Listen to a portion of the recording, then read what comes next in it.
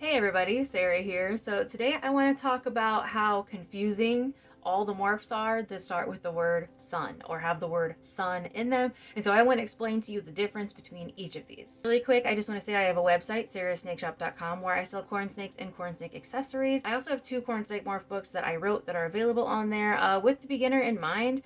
So if you were interested in that, they are ebooks, they're downloadable PDFs, so anybody can read them pretty much from any device, anywhere. Link below in the description. All of the things that I'll be talking about have links in the description. A quick thank you to Reptilinks for helping to support this channel. If you would like to try new food for your snakes and also help support me in the process, and of course get a discount, you can use my code SarahSnake27 at checkout at Reptilinks.com. They also have a $100 money back guarantee if you try the links and they just don't work out for your snakes. Also, thank you to the members for helping to support this channel. You guys really help keep me going. So thank you for being here. If anybody else would like to become a member, we have 2 tiers right now. We have one for $2 a month and one for $5 a month.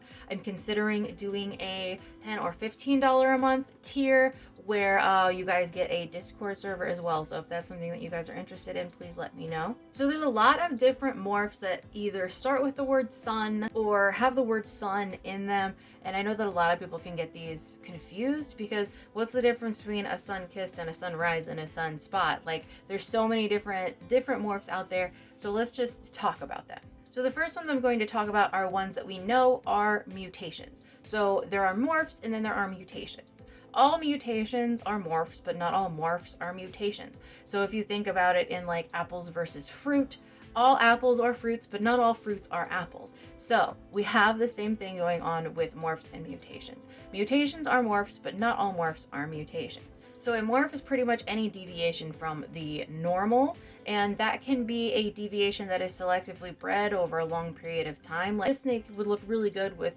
a, really thick black borders, and so over a long period of time you hold back the babies that have the thickest borders, and then eventually you have an extreme okati after generations of work.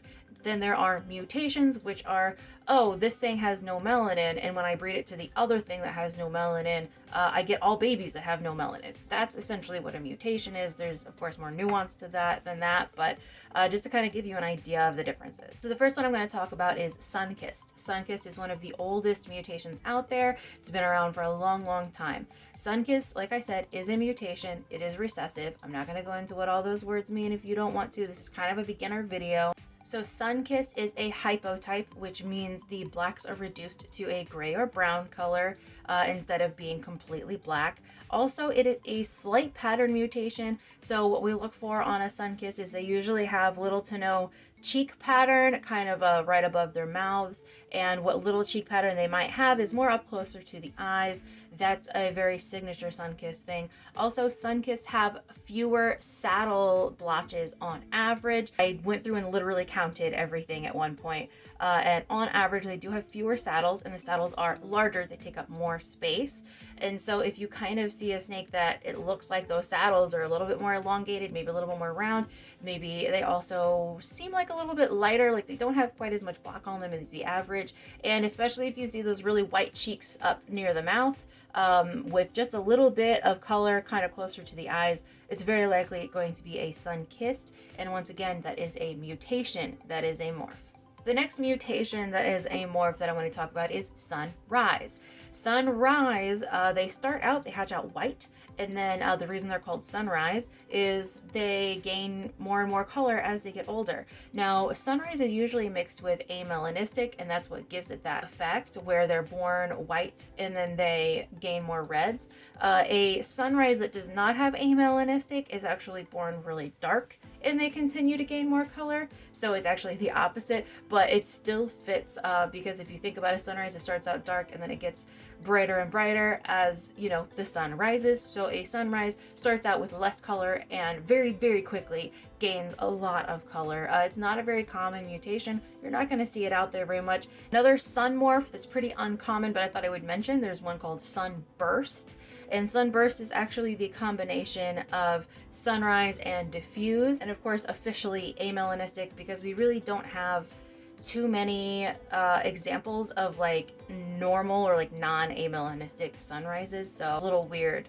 Now there's also a Sundust, and this is where like Sunburst and Sundust might be confused for each other. So sunburst, as I just mentioned, is sunrise plus diffused. But sundust is actually gold dust plus sunkissed. Okay, now the next one I'm going to talk about is actually a selectively bred type that is not a mutation, but it is connected to a mutation.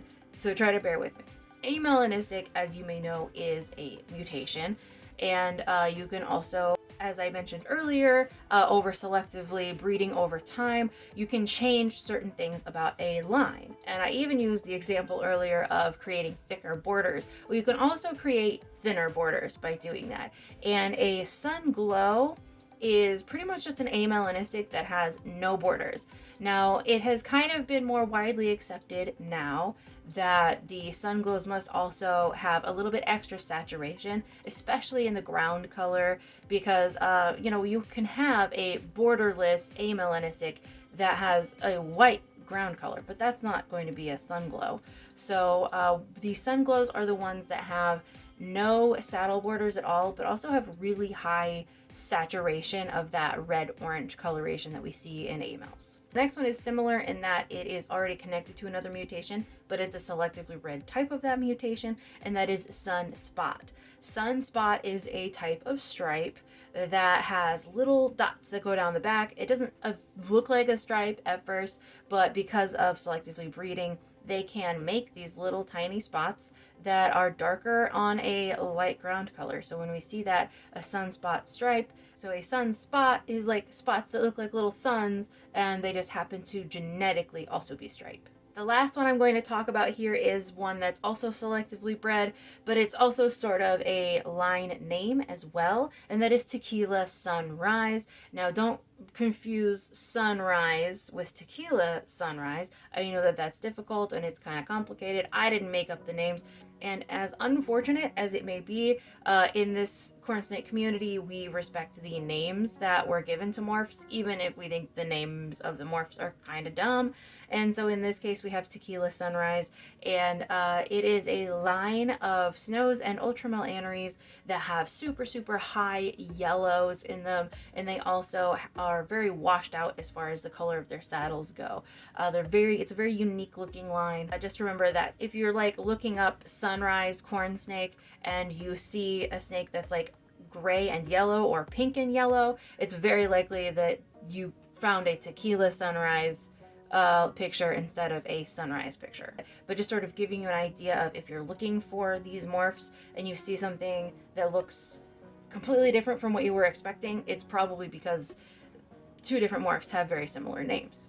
That's going to be all for this video. Thank you guys so much for watching. I hope that it helped you. Again, please like, subscribe, share, all those things. And if there's any morph that you are curious about, please comment down below and let me know. It might be in a future video. Thank you so much for watching. I'll see you in a new video soon.